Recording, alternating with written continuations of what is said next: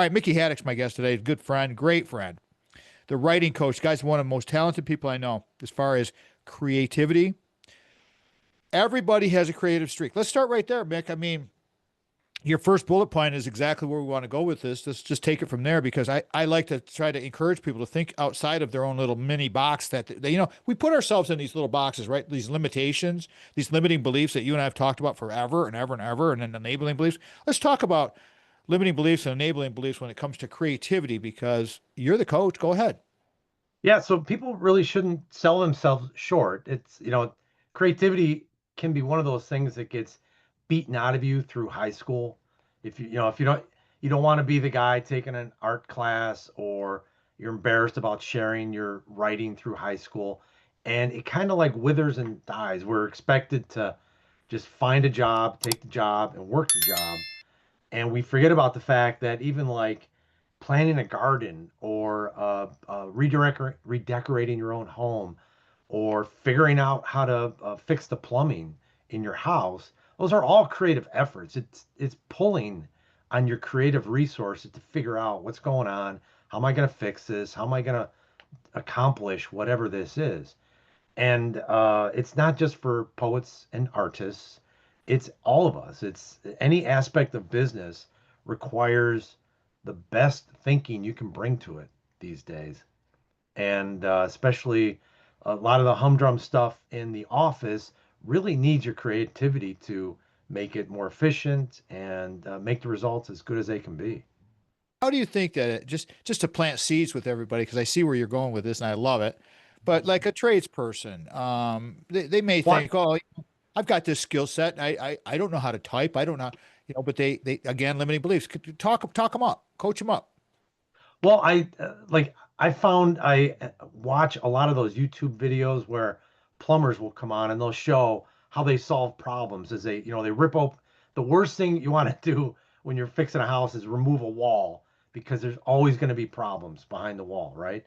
But the guys who are comfortable with those skill sets, they look at it and their brain immediately goes to, all right, I'm going to do this, I'm going to do that, I'll fix this, I'm going to have to use this tool. I'm going to need this thing. I need this adapter, right? It's all this knowledge in their brain that they bring to bear on solving a problem. And the trades, especially, it's there where, carpentry, metalwork, the tin men in factories, and plumbers, they have to really solve some big challenges because they might literally have a brick wall in their way that they have to somehow breach and take care of, or they might be under an incredible pressure if there's flooded basement. But all that comes down to learning your skills and trusting your ability to think of solutions. And that's where the creativity comes in. They don't. It's not haiku, and it's not a beautiful sunset drawing. So you may not think that's a creative effort, but it really is. And it's just runs through so many facets of our life that we really need to take care of our creative side um, uh, because it just pays off throughout life. I got to tell you, Mick, that's such a great explanation. When I interviewed Wendy Burkhart last week, she said basically the same thing, that for these companies that she helps build and grow, you got to find a problem and then think of a solution, just like you were saying, and be creative with the solution. If you can find a problem, if you know there's something out there, if you see something, if you have a special skill set that you've acquired throughout your life, like you were saying with that foundational development stuff, you probably know things that other people don't know. Everybody has a little bit of expertise, so don't have the limiting beliefs hold you back because thinking of solutions like a skilled tradesperson. I look at some of this creativity stuff and some of the like the metal work that you see out there, Mick, and some of the paintings and sculptors. And it's because the creativity, like you're saying with the YouTube stuff, creativity is not limited to just the written word. It's the whole gamut, right? Oh yes, yeah, and there's any number of avenues you can pursue. You just basically just chase your interests. One of the techniques is if you're intrigued by something, invest an hour a week just to go deeper on it and figure it out. Like I end up watching these plumbing videos, or even like there's some those landscaping videos where guys will clean up these remarkably overgrown yards. um that's part of like the comfort of watching someone else work, but also they're tackling this huge problem, and they're figuring out what tools they have to knock it out. At the same time, I also love watching people draw, and it's one of the skills I wish I had developed in my youth. And just yesterday I signed up for a cartooning class in August, because I know that if I just push it a little bit, I'll get a little bit better. And every time you get a little bit better, it's a little more fun, and you want to come back to it. Even with going to the gym, like as you see those little gains, they add up. They do add up. I'm going to close this thing out. I'm going to close up this segment here. Mickey Haddock's our guest here, but I'm going to reset this. The writing coach, thinking of solutions, foundational development.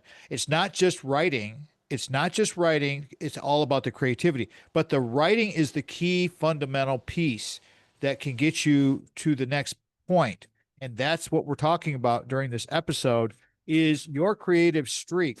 Could start with the writing, could start with the video, but you got to have some type of format. And finding a coach is so helpful. And Mickey Haddock's the guy. You're listening to the Tom Matt Show.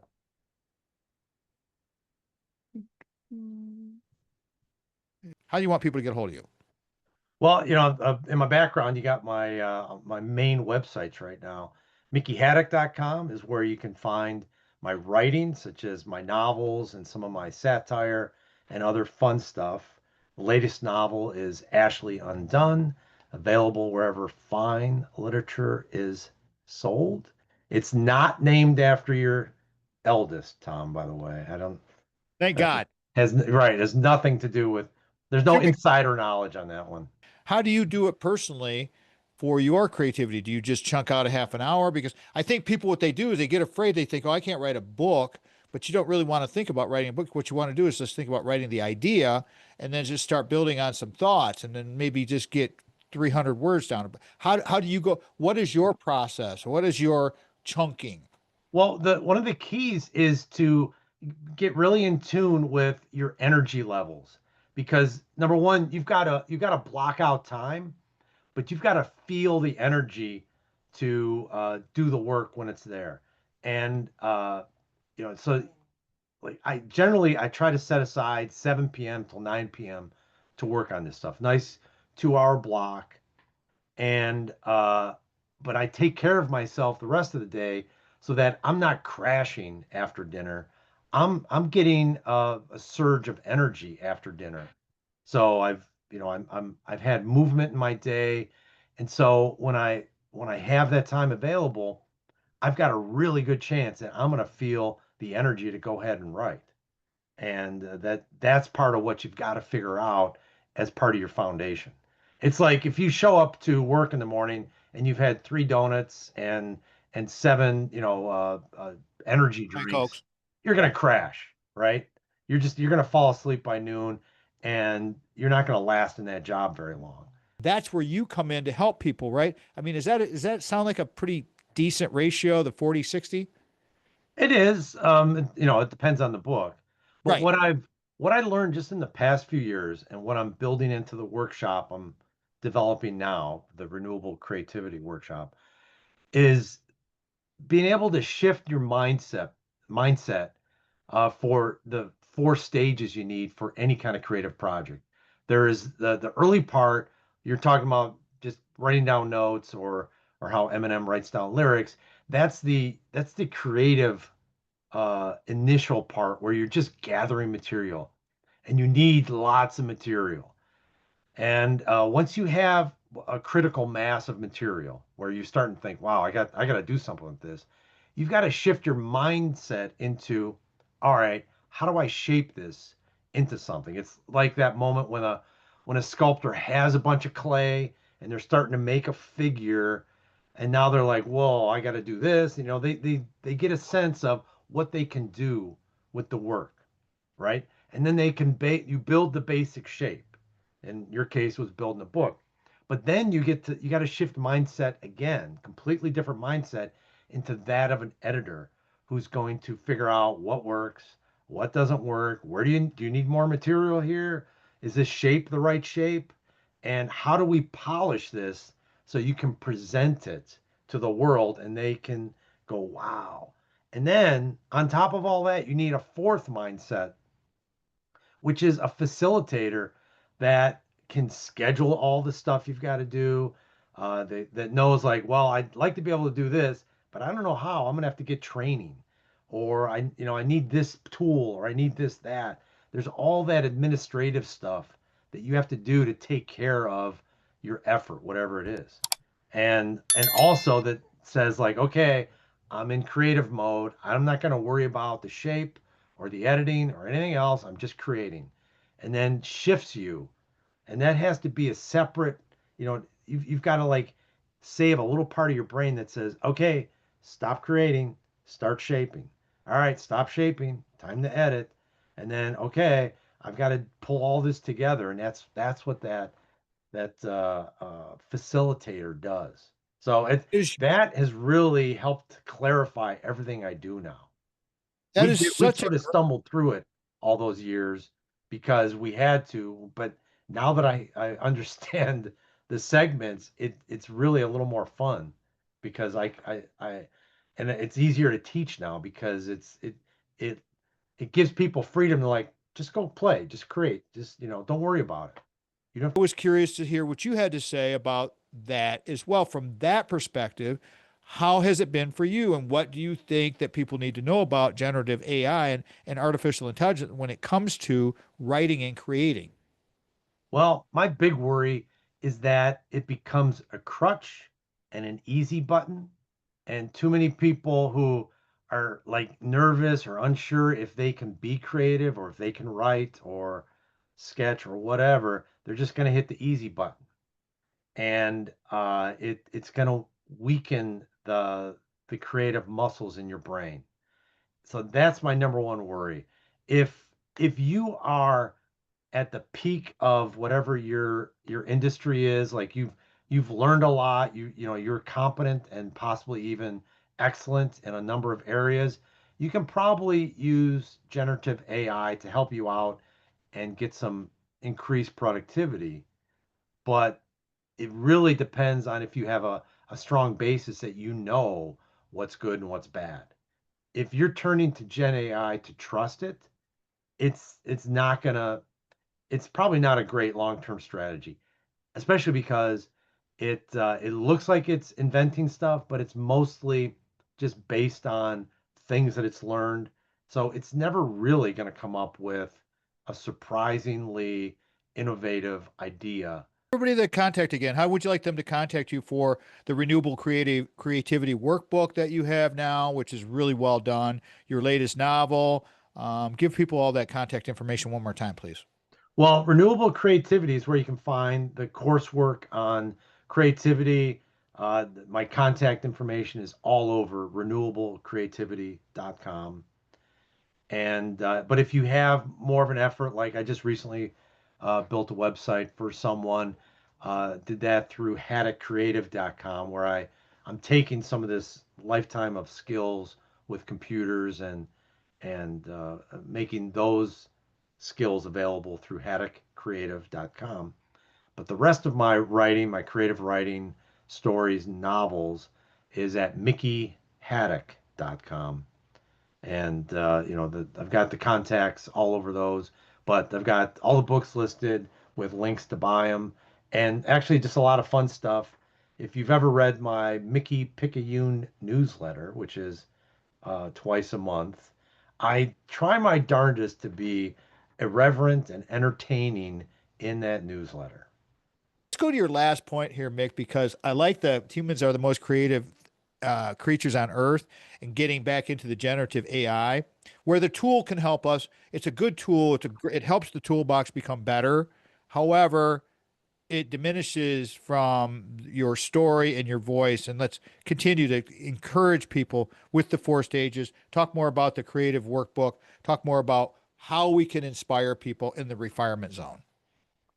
Well, people are creative people are they're going to have strong areas and weak areas. And like some people are better editors than they are the original creative writing, or they're better at the shaping, and whether it's writing or any kind of a project, right? You have the part that you just feel like this is my strong suit. So you might be tempted to turn to generative AI to help you out in those areas. And but as long as you know what the risk is, I suppose you can take that risk. But you might also be robbing yourself of a chance for a very authentic joy. You know, we humans we sing and we tell stories because it makes us laugh and it entertains each other, and entertaining each other with our unique experiences is what like saved us as a species. You know, we were outnumbered by the big predators by a lot, 50,000 years ago. And it was our ability to tell stories, to learn from each other, and to bolster each other's spirit that really pulled us out of the darkness of what the natural world can be. We built civilization by telling stories, by entertaining each other. Not all of civilization is great, but a lot of it is fun. And the neighborly things are the best things, where you're sitting around a campfire and you're telling stories and having fun. And books and music and like building things for each other is an extension of that campfire experience of, that very primal, original way to be a human was to take care of your family and hang out with your friends. And that's really what it comes down to, and looking out for each other.